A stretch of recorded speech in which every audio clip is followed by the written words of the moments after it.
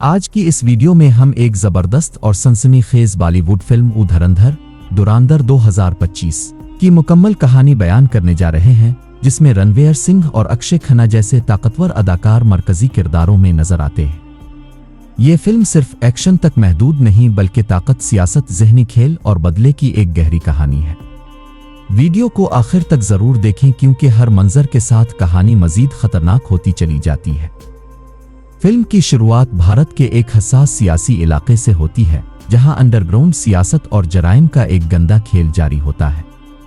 इसी दौरान हमें मुतारफ कराया जाता है वीर प्रताप सिंह रणवीर सिंह से, जो बज़ाहिर एक आम सरकारी अफसर दिखाई देता है, मगर हकीकत में वो इंटेलिजेंस एजेंसी का एक खुफिया एजेंट होता है। वीर का खुफिया कोड नेम होता है धुरंधर, यानी ऐसा शख्स जो ताकत और दिमाग दोनों से खेलना जानता हो।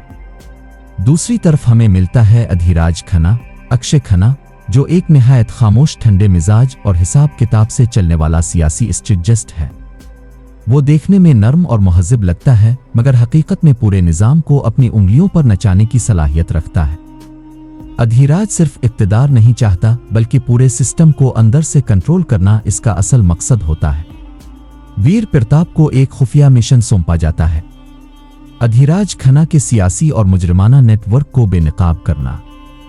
लेकिन यह मिशन जितना आसान दिखाई देता है, हकीकत में इतना ही खतरनाक साबित होता है, क्योंकि अधिराज हर कदम पहले ही सोच समझकर उठा चुका होता है। जैसे जैसे वीर अपनी तफ्तीश को आगे बढ़ाता है, इसे मालूम होता है कि अधिराज का नेटवर्क सिर्फ सियासतदानों तक महदूद नहीं बल्कि पुलिस, मीडिया और अदलिया तक फैला हुआ है। जब भी वीर कोई सबूत इकट्ठा करता है, कोई ना कोई अचानक वाकया इसके रास्ते में रुकावट बन जाता है। यही से फिल्म में असल ज़हनी जंग, माइंड गेम शुरू होती है, जहां यह समझना मुश्किल हो जाता है कि कौन किसको इस्तेमाल कर रहा है। फिल्म का दरमियानी हिस्सा बेहद सनसनीखेज है। वीर एक खुफिया शनाख्त बनाकर अधिराज के करीबी लोगों तक पहुंच जाता है। इसी दौरान एक बड़ा इंकिशाफ होता है कि वीर का जाती माजी भी इस केस से जड़ा हुआ है। इसके वालिद एक ईमानदार अफसर थे, जिन्हें बरसों पहले एक सियासी साजिश के तहत कत्ल कर दिया गया था, और इस साजिश के पीछे भी अधिराज खन्ना ही था। अब यह मिशन सिर्फ फर्ज नहीं रहता बल्कि बदले की जंग बन जाता है। अक्षय खन्ना का किरदार यहां भरपूर अंदाज में उभरता है। वो बराह रास्त तशद्दुद इस्तेमाल नहीं करता बल्कि लोगों को नफसियाती तौर पर तोड़ता है।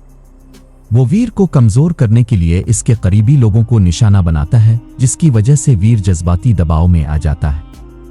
फिल्म ये पैगाम देती है कि असल जंग बंदूक से नहीं बल्कि दिमाग से जीती जाती है। फिल्म के दूसरे हिस्से में एक्शन मजीद तेज हो जाता है। वीर को झूठे इल्जामात में फंसा दिया जाता है, इसे दहशतगर्द करार दे दिया जाता है और पूरा निजाम उसके खिलाफ खड़ा हो जाता है। अब वीर अकेला होता है, बगैर वर्दी, बगैर किसी सरकारी हिमायत के। मगर यही वो लम्हा होता है जहां धुरंधर की असल ताकत सामने आती है। वो गोरीला हिकमत अमली और ज़हीन मंसूबाबंदी के जरिए अधिराज के सिस्टम पर कारी ज़रबें लगाता है। क्लाइमैक्स से जरा पहले एक चौंका देने वाला मोड़ आता है। वीर को मालूम होता है कि अधिराज सिर्फ एक विलन नहीं बल्कि माजी में हुकूमत के खुफिया ऑपरेशंस का हिस्सा भी रह चुका है, और उसके पास ऐसे राज हैं जो पूरे मुल्क को हिला सकते हैं। अब सबसे बड़ा सवाल ये बन जाता है, क्या सच सामने लाना मुल्क के लिए बेहतर होगा या खामोशी इख्तियार करना? क्लाइमैक्स मंजर निहायत संजीदा और ताकतवर होता है। एक बंद कमरे में वीर और अधिराज आमने सामने होते हैं। यहां कोई जिस्मानी लड़ाई नहीं होती बल्कि एक शदीद लफ्जी जंग होती है।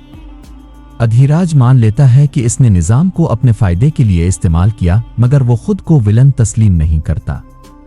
आखिरकार वीर तमाम सबूत अवाम के सामने ले आता है, चाहे इसकी अपनी जान खतरे में ही क्यों ना पड़ जाए। फिल्म का इख्तिताम कदरे तल्ख मगर हकीकत पसंदाना होता है। अधिराज को गिरफ्तार कर लिया जाता है, मगर निजाम मुकम्मल तौर पर साफ नहीं होता।